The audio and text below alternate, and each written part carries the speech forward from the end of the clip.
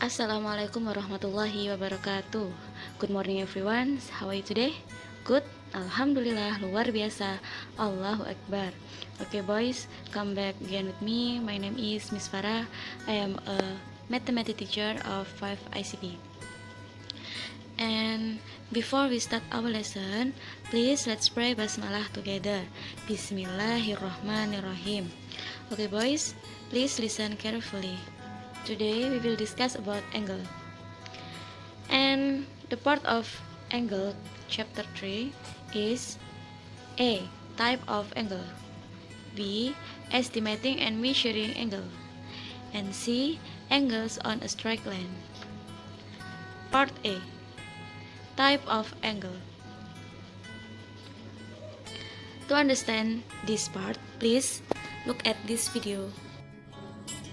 Now in this lesson we take a look at types of angles. Angles are used to measure the amount of turn. So let's consider this blue arm firstly. We'll draw a similar arm but colour it red, and we're going to put that red arm on top of the blue arm. And that point there we're going to start turning the red arm. At the moment there's no turn. We say it's 0 degrees. Now we're trying to classify the angles. We can classify them as follows. If we start turning that red arm, we have created an angle. That angle is an acute angle. And acute angles are between 0 degrees and 90 degrees. So if we keep turning the red arm, all of those angles shown are still acute angles. Now we get to a point where it's now straight up. Okay, we've created a right angle, and that equals 90 degrees. If we keep turning now past the 90 degrees, we're into the field of obtuse angles. And these are between 90 degrees and 180 degrees. So all of those are examples of obtuse angles. Now at this point then, one more extra turn there, we have what's known as a straight angle. And that equals 180 degrees. Okay, I have any question to you. Look at these angles. What type of angle is 60?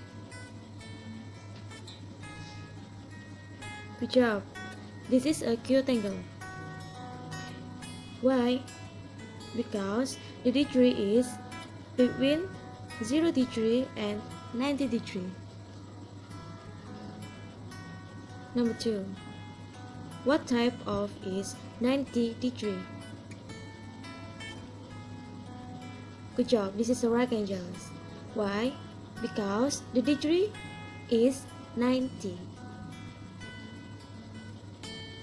What type of angle is 190 degree?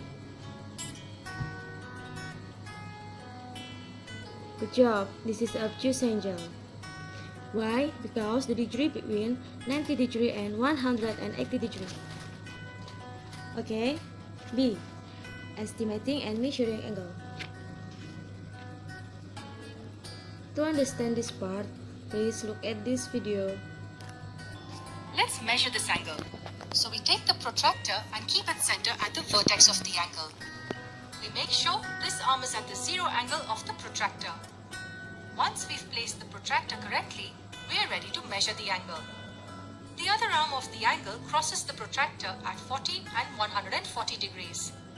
Since this is an acute angle, we can say that the measure of this angle is 40 degrees and not 140 degrees.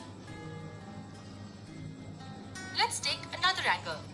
We follow the same procedure. We keep the center of the protractor on the vertex of our angle. This time, for our convenience, let's have this angle as our 0 angle. Since this is also an acute angle, we will choose the set of angles in the outer semicircle. The arm crosses the semicircle at 38 degrees to be precise. It's very simple. The only thing we need to keep in mind is that the center of the protractor should coincide with the vertex of the angle, and one of the arms should be on the 0 angle. Let's make it a bit more interesting. Let's measure this angle, which looks different from the normal ones we've drawn. I must stress, it doesn't matter how the angle looks. The procedure remains the same. We keep the center on the vertex and get the 0 angle to coincide with one of the arms. Now we are ready. The angle we see is clearly obtuse since it's more than 190 degrees. It means that we look at the inner semicircle and the measure of this angle is 130 degrees approximately. Now here's another example. We take the protractor, place the center on the vertex and the zero angle on one arm. Since the angle is acute, we measure using the inner set of angles. This angle measures around 40 degrees. 42 degrees if we have to be precise. Drawing angles with a protractor is even simpler. It's the same thing as measuring an angle. Let's draw a 50-degree angle first. Let this ray be the initial arm of the angle. We keep the center of the protractor on the vertex of the ray and align the zero angle with the ray. Since this is the initial arm, we go from 0 to 50, which is the inner set of angles. We now mark a point on the 50-degree angle and join the vertex of the ray to that point to get the terminal arm. This angle here measures 50 degrees. With the same initial ray, let's draw an angle that measures 120 degrees. We know that 120 degrees is obtuse, so we know the terminal arm will be somewhere in this region. We use the inner set of angles to mark 120 degrees. We draw the terminal arm and that gives us a 120-degree angle. And now we come to our last example. Okay, this is a video to estimating and measuring angles. Okay boys, and the next part is angles on a straight line. To understand this part, please listen this video. Here are a couple of examples of angles on a straight line. The key point that you need to remember is that angles on a straight line always add up to 180 degrees. Let's have a look at a couple of examples now to see how we would actually go about applying this angle rule to find missing angles in problems such as what we've got here. So in this diagram, I've got two angles which are on a straight line. The first angle is 100 degrees, and the second angle is unknown. Well, angles on a straight line add up to 180 degrees. So we can say that 100 plus x must be equal to 180. Or another way of thinking about this would be to say that angle x must be 180 take away 100. So if we start with the 180 degrees and we take away 100, what we'll be left with is angle x. So angle x must be 80 degrees. In this second example, I've now got three angles which are on a straight line. There's the 50-degree angle, the 20-degree angle, and then an unknown angle which I've labelled angle y. We're going to calculate what angle y must be by using our angle rule. Angles on a straight line add up to 180 degrees, so we can say that 50 add 20 add y is equal to 180. Or another way of thinking of this would be to say, if we start with our 180 degrees, we take away 50, we take away 20, what we'd be left with would be angle y.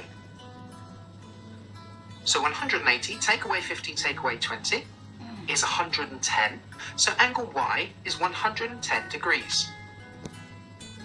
Today, thank you so much. This all for me and quiz.